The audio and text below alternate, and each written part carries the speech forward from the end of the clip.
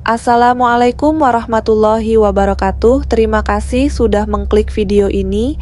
Jadi, sekarang saya hadir kembali menemani kalian dengan membawakan satu kisah horor. Kisah ini bercerita tentang sepasang suami istri yang mendapatkan gangguan mistis selama tinggal di sebuah rumah kontrakan. Namun, gangguan yang mereka alami sebenarnya bukan berupa penampakan menyeramkan seperti cerita-cerita sebelumnya. Gangguan yang mereka alami adalah serangkaian peristiwa memilukan yang sangat menyayat hati. Pada saat itu, pasangan ini beberapa kali dinyatakan positif hamil, tetapi entah mengapa selalu ada saja yang mengganggu kehamilannya, hingga akhirnya mereka berdua mendapatkan informasi mencengangkan. Informasi tersebut mengatakan bahwa gangguan yang mereka alami konon ada kaitannya dengan rumah kontrakan yang mereka tempati. Untuk kisah lengkapnya, mari kita langsung masuk ke ceritanya. Kisah yang akan diceritakan malam ini dikirim oleh seorang perempuan bernama Nita dari Pasuruan. Kejadian ini terjadi pada tahun 2010, ketika Nita baru saja menikah dengan suaminya yang bernama Dimas. Saat itu, setelah mereka menikah, mereka sempat tinggal sementara di rumah orang tua Dimas, mertua Nita. Selang 3 bulan kemudian, tiba-tiba Dimas mengajak Nita untuk pindah rumah. Katanya, supaya mereka bisa memulai hidup baru sebagai pasangan suami istri. Mendengar ajakan Dimas, tentu saja Nita bertanya, "Kalau kita pindah rumah, kita mau pindah kemana, Mas? Kan kita belum punya rumah sendiri." Ternyata, tanpa sepengetahuan Nita, Dimas sudah sejak lama mencari informasi tentang rumah kontrakan yang siap huni. Ketika Dimas mengajak Nita untuk pindah, saat itu juga Dimas sudah menemukan rumah yang menurutnya cocok untuk mereka tinggali berdua. Jadi Dimas ini diam-diam mencari rumah kontrakan baru tanpa berkonsultasi dengan istrinya terlebih dahulu. Dimas berkata, "Mas, sudah nemu, Dek. Rumah yang cocok, besar, dan lokasinya juga tidak jauh dari rumah Mama. Jadi walaupun kita nanti tinggal berdua, kita masih bisa sering ke rumah orang tua karena jaraknya dekat." Sebetulnya, Nita belum pernah melihat rumah yang akan mereka tinggali ini secara langsung, karena selama ini Dimas mencari informasi kontrakan seorang diri. Namun, karena saat itu Nita melihat Dimas sangat antusias mengajaknya pindah rumah, akhirnya Nita hanya bisa menyetujui dan mengikuti suaminya. Singkat cerita, Nita dan Dimas pun akhirnya pindah ke kontrakan baru itu. Ketika Nita akhirnya melihat rumah tersebut, ternyata kondisinya memang persis seperti yang dikatakan Dimas. Lokasi rumah kontrakan itu tidak jauh dari rumah mertuanya, masih satu kawasan. Hanya saja yang berbeda adalah rumah mertuanya terletak tepat di pinggir jalan raya, sedangkan kontrakan baru mereka berada di ujung gang yang menyendiri. Saat sampai di rumah itu, tepat di samping rumah terdapat rimbunan pohon bambu yang lebat. Sekeliling rumah masih dipenuhi ladang dan kebun, serta di bagian belakang rumah terdapat sungai yang cukup lebar. Di seberang sungai itu terdapat makam kuno dengan tembok pembatas yang hampir roboh karena sudah lapuk termakan usia. Jadi, rumah mereka berada di belakang sungai dengan makam kuno di seberangnya. Ketika Nita pertama kali datang ke sana, kesan pertama yang dia rasakan adalah suasana di sekitar rumah tersebut sangat menyeramkan. Pohon bambu yang tinggi dan lebat, sungai di belakang rumah, serta makam kuno di seberangnya membuat suasana semakin mencekam. Namun, meskipun suasananya menyeramkan, Nita tetap kagum dengan bentuk bangunan rumah tersebut. Rumah itu berukuran sangat besar dan tinggi, sehingga tampak lebih mencolok dibandingkan rumah-rumah lain di sekitarnya. Menurut Nita, setengah bagian rumah itu, mulai dari teras depan hingga ruang tengah, lantainya sudah menggunakan keramik. Namun, bagian dapur hingga ke belakang masih beralaskan tanah. Antara bagian yang berkeramik dan bagian yang beralaskan tanah dibatasi oleh sebuah pintu besar. Sekilas, rumah itu tampak bagus. Namun, ada satu keanehan lain, yaitu rumah tersebut hanya memiliki satu kamar mandi yang terletak di luar bangunan utama, tepatnya di teras belakang dekat sungai. Meski demikian, rumah itu sudah terlanjur dibayar oleh Dimas. Nita pun tidak punya pilihan lain dan akhirnya mulai tinggal bersama Dimas di rumah kontrakan itu. Perlahan-lahan mereka mulai merasa nyaman tinggal di sana. Namun, seminggu setelah mereka pindah, Nita mulai mengalami sesuatu yang menyeramkan di rumah tersebut. Itu baru 1 minggu tinggal di sana. Jadi ceritanya malam itu Nita sedang sendirian di rumah karena suaminya Dimas belum pulang. Sekitar pukul 8 malam, Nita hendak pergi ke kamar mandi untuk buang air kecil. Seperti diketahui, kamar mandi rumah mereka terpisah dari bangunan utama. Maka Nita pun berjalan keluar menuju kamar mandi tersebut seperti biasa. Namun saat sedang berjalan menuju kamar mandi, Nita merasakan hawa di sekitarnya berubah secara mendadak. Suasana malam itu terasa dingin dan aneh. Entah mengapa, Nita juga merasa seperti ada seseorang yang sedang mengawasinya. Menyadari suasananya menjadi tidak wajar, Nita mencoba menenangkan diri dan berkata dalam hati, sudah, ini pasti hanya perasaanku saja." Sambil berdoa dalam hati, ia melanjutkan langkah menuju kamar mandi. Ketika Nita berada di dalam kamar mandi, ia kembali dikejutkan oleh sesuatu. Tiba-tiba, ia mendengar suara seseorang meminta tolong. Suara tersebut terdengar lirih, memilukan, namun cukup jelas. Nita mencoba memejamkan mata untuk mempertajam pendengarannya. Saat itulah ia merinding karena menyadari bahwa suara minta tolong tersebut berasal dari seorang perempuan. Ia teringat kata-kata orang tua dulu bahwa jika seseorang merasa ada yang tidak wajar, kemungkinan memang ada sesuatu di sekitarnya. Nita yakin suara itu berasal dari sungai di belakang rumah. Karena khawatir, ia segera menyelesaikan buang air kecil dan buru-buru keluar dari kamar mandi. Ia menoleh ke arah sungai untuk memastikan suara tersebut, takut kalau-kalau ada seseorang yang hanyut. Namun ketika memperhatikan sungai itu, Nita tidak melihat apa-apa. Arus sungai terlihat tenang, tidak menunjukkan adanya tanda-tanda seseorang hanyut. Nita mulai berpikir, jangan-jangan suara minta tolong tadi bukan suara manusia. Ketakutan, ia segera kembali masuk ke dalam rumah. Keesokan harinya, Nita menceritakan kejadian tersebut kepada suaminya. "Mas, tadi malam aku dengar suara orang minta tolong dari sungai. Aku kira ada yang hanyut, tapi ternyata tidak ada apa-apa." "Apa mungkin itu bukan suara manusia ya?" tanya Nita. Mendengar cerita itu, Dimas menjawab, "Oh, suara seperti itu memang sering terjadi di sini. Itu sudah biasa. Makanya kalau kamu dengar suara aneh, abaikan saja, itu bukan manusia." Jawaban Dimas membuat Nita semakin ketakutan.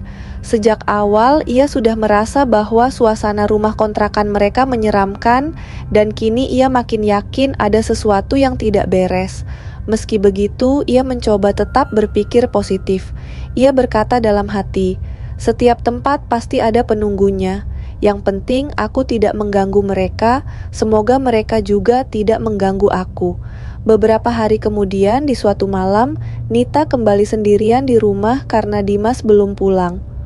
Untuk mengisi waktu, ia menonton televisi hingga sekitar pukul 11 malam. Namun, tiba-tiba lampu mati dan listrik padam, membuat suasana menjadi gelap gulita. Nita segera berniat mencari lilin. Namun, saat hendak bangkit dari duduknya, ia melihat sesuatu yang samar-samar dalam remang cahaya bulan. Ia terkejut karena melihat sosok seorang perempuan sedang duduk jongkok tepat di sampingnya.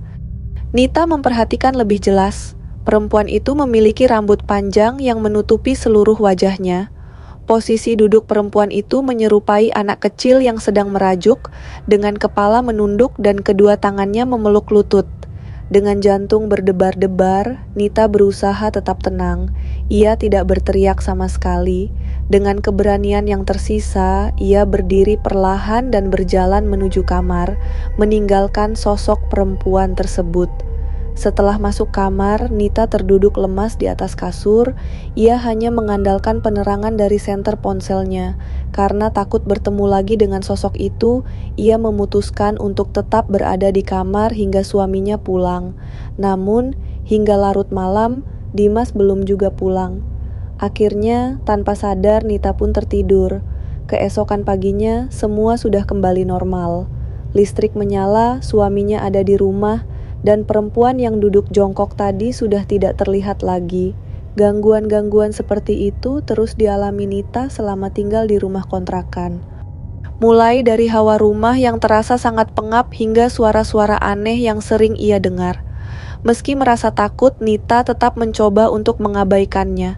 Ia berkata pada dirinya sendiri, "Selama hal-hal ini tidak membahayakan aku dan suamiku, aku akan tetap bersikap biasa saja." Singkat cerita, setelah beberapa bulan tinggal di rumah kontrakan tersebut, kabar baik datang menghampiri mereka. Nita dinyatakan positif hamil. Kabar ini disambut dengan sukacita oleh Nita dan Dimas. Namun sayangnya di usia kandungan yang baru 5 minggu, Nita mengalami keguguran. Meski sedih, mereka saling menguatkan dan berusaha ikhlas. Beberapa bulan kemudian, Nita kembali dinyatakan hamil. Kebahagiaan mereka semakin bertambah ketika mengetahui melalui pemeriksaan USG bahwa Nita mengandung anak kembar laki-laki. Namun kebahagiaan itu tidak berlangsung lama karena peristiwa aneh kembali menghantui mereka, terutama saat Nita sedang hamil besar. Tidak berselang lama dari kejadian itu, Nita dan Dimas akhirnya memutuskan untuk mengadakan pengajian di rumah. Pengajian tersebut bertujuan untuk syukuran kehamilan Nita sekaligus mendoakan agar kondisi rumah kontrakan mereka selalu aman dan mereka semua diberikan keselamatan. Acara pengajian pun berjalan dengan sangat khidmat. Namun, hanya berselang 2 hari setelah pengajian, sesuatu yang sangat mengejutkan terjadi. Tanpa ada angin, tanpa ada hujan, mendadak Nita mengalami pendarahan hebat. Darah mengucur deras dari kakinya. Melihat darah yang terus mengucur, Dimas, suaminya, langsung panik dan membawa Nita ke puskesmas terdekat. Setelah diperiksa di puskesmas, kondisi Nita tidak juga membaik. Pendarahannya belum berhenti, sehingga ia pun dirujuk ke rumah sakit. Sesampainya di rumah sakit, dokter segera melakukan pemeriksaan USG. Hasilnya sungguh mengiris hati. Dokter mengatakan, "Bapak, Ibu, mohon maaf. Dengan berat hati saya harus menyampaikan bahwa berdasarkan hasil pemeriksaan USG, kedua janin dalam kandungan Ibu Nita sudah dalam keadaan hancur dan tidak bisa diselamatkan. Untuk mencegah kondisi Ibu Nita semakin memburuk, hari ini juga Ibu Nita harus segera dikuret." Mendengar pernyataan dokter itu, hati Nita dan Dimas hancur. Mereka merasa sangat terpukul karena harus kehilangan calon anak mereka untuk kedua kalinya. Meski hati mereka diliputi kesedihan yang mendalam, Dimas dan Nita tidak punya pilihan lain selain mengikuti saran dokter. Tepat pada hari itu juga, Nita menjalani prosedur kuret. Singkat cerita, setelah kondisi Nita pulih kembali, beberapa bulan kemudian ia kembali dinyatakan positif hamil. Kabar kehamilan ketiga ini disambut dengan penuh rasa haru dan sukacita oleh pasangan tersebut. Dimas, yang ingin memastikan kehamilan kali ini aman, memutuskan untuk memberikan penjagaan ekstra kepada Nita dan calon bayi mereka. Dimas kemudian mengundang seorang kiai ke rumah mereka untuk mendoakan Nita dan calon bayinya, serta memagari mereka agar terhindar dari hawa negatif yang bisa membahayakan. Alhamdulillah, sejak didoakan oleh kiai tersebut, kehamilan Nita kali ini berjalan lancar tanpa gangguan apapun. Sampai akhirnya 9 bulan kemudian, tibalah waktu persalinan. Proses melahirkan berjalan lancar. Pada hari itu, Nita berhasil melahirkan seorang bayi perempuan yang cantik dan sehat. Mereka sepakat memberikan nama Lala untuk putri mereka. Kelahiran bayi Lala membawa kebahagiaan besar, tidak hanya untuk keluarga Nita dan Dimas, tetapi juga untuk tetangga sekitar. Para tetangga ikut merasakan sukacita karena mengetahui perjuangan Nita yang sebelumnya mengalami keguguran hingga 2 kali. Mereka semua mendoakan agar bayi Lala tumbuh menjadi anak yang solehah dan sehat. Hari-hari pun berlalu dan bayi Lala tumbuh menjadi anak yang semakin menggemaskan. Namun ketika Lala berusia 8 bulan, sebuah cobaan besar kembali menghampiri Nita dan Dimas. Pada suatu hari, bayi Lala mendadak sakit diare dan mengalami demam tinggi. Nita dan Dimas sangat khawatir dan segera membawanya ke puskesmas. Namun setelah dibawa ke puskesmas, kondisi Lala tidak kunjung membaik.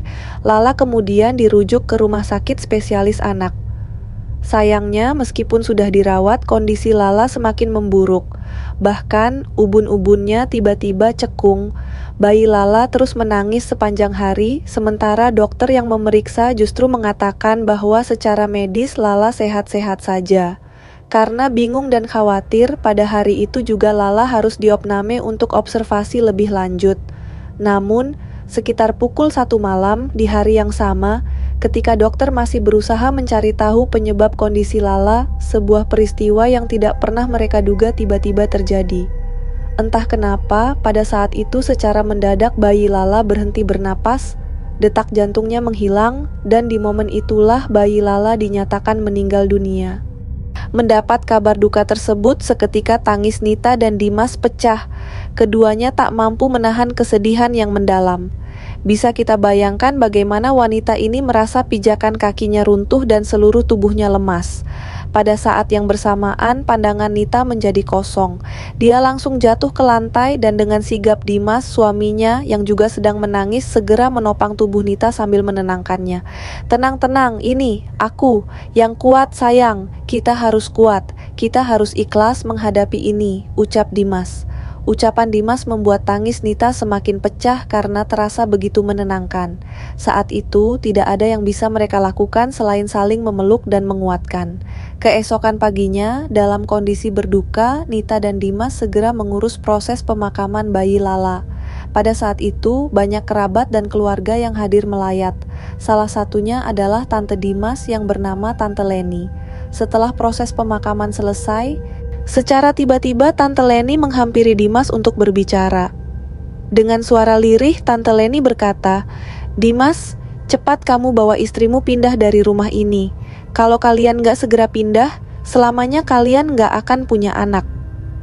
Saat itu, Tante Leni tampak seperti sedang menerawang kondisi rumah mereka. Namun karena Dimas masih sangat berduka, dia tidak terlalu menghiraukan ucapan Tante Leni. Barulah beberapa bulan kemudian, setelah Dimas dan Nita mulai lebih kuat dan ikhlas, Dimas menceritakan apa yang dikatakan Tante Leni kepada Nita. "Yang kemarin Tante Leni ngomong gini, cerita Dimas. Menanggapi ucapan tersebut, awalnya Nita dan Dimas merasa ragu. Mereka bertanya-tanya, apakah benar kejadian keguguran yang dialami Nita dan meninggalnya bayi Lala ada hubungannya dengan rumah kontrakan yang mereka tinggali? Meski tidak sepenuhnya percaya, Nita dan Dimas akhirnya sepakat untuk mencari tahu asal-usul rumah tersebut. Dari awal, mereka memang tidak pernah curiga terhadap rumah itu. Namun setelah terpicu oleh ucapan Tante Leni, mereka mulai berpikir dan memutuskan untuk mencari tahu asal-usul rumah itu. Mereka kemudian menanyakan langsung kepada anak pemilik kontrakan tersebut. Saat itulah mereka mendapatkan informasi yang sangat mencengangkan. Konon katanya, bertahun-tahun lalu rumah itu adalah milik seorang dukun. Proses pembangunan rumah itu juga dilakukan dengan ritual-ritual mistis, seperti menanam kembang 7 rupa dan tulang ayam kampung hitam di dalam pondasi rumah. Tidak lama setelah rumah itu selesai dibangun, istri sang dukun mendadak meninggal dunia. Selain itu, sebagian rumah sudah dikeramik, sementara sebagian lainnya masih berupa lantai tanah.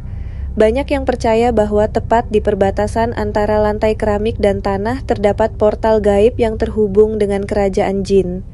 Anak pemilik kontrakan tersebut mengatakan bahwa kerajaan jin di belakang rumah itu tidak bisa dipindahkan lagi karena mereka sudah lama menghuni tempat tersebut. Yang lebih menyeramkan, jin-jin tersebut konon sangat suka dengan anak-anak kecil yang masih suci. Mereka menyukai wangi anak-anak yang masih murni, termasuk janin yang belum dilahirkan atau anak-anak yang belum berusia 1 tahun. Setelah mendengar cerita tersebut, Dimas dan Nita akhirnya curiga bahwa kejadian keguguran berulang yang dialami Nita, termasuk meninggalnya bayi Lala, mungkin disebabkan oleh ulah jin-jin tersebut. Mereka pun langsung sepakat untuk pindah rumah. Alhamdulillah, setelah pindah, kondisi mereka berangsur-angsur membaik. Hingga akhirnya, tepat 1 tahun setelah bayi Lala meninggal, Nita kembali dinyatakan positif hamil. Bayi dalam kandungannya lahir dalam kondisi sangat sehat, berjenis kelamin perempuan. Saat ini, anak Nita dan Dimas sudah berusia 8 tahun. Kita doakan bersama-sama semoga Nita dan keluarganya selalu dalam lindungan Allah Subhanahu wa Ta'ala. Amin ya Rabbal Alamin. Itulah pengalaman mistis yang dialami oleh Nita dan keluarganya. Sedih sekali mendengar cerita ini. Tidak terbayangkan bagaimana rasanya menjadi Nita dan Dimas yang berkali-kali kehilangan anak mereka. Tentu kita percaya bahwa segala sesuatu yang terjadi dalam hidup ini adalah atas kehendak Allah Subhanahu wa Ta'ala. Namun, sebagai manusia, kita juga diperintahkan untuk berikhtiar. Keputusan Nita dan Dimas untuk pindah dari rumah kontrakan lamanya merupakan bentuk ikhtiar mereka, dan alhamdulillah, setelah melewati banyak cobaan, mereka akhirnya bisa mendapatkan kebahagiaan dengan hadirnya seorang anak yang sehat dan pintar.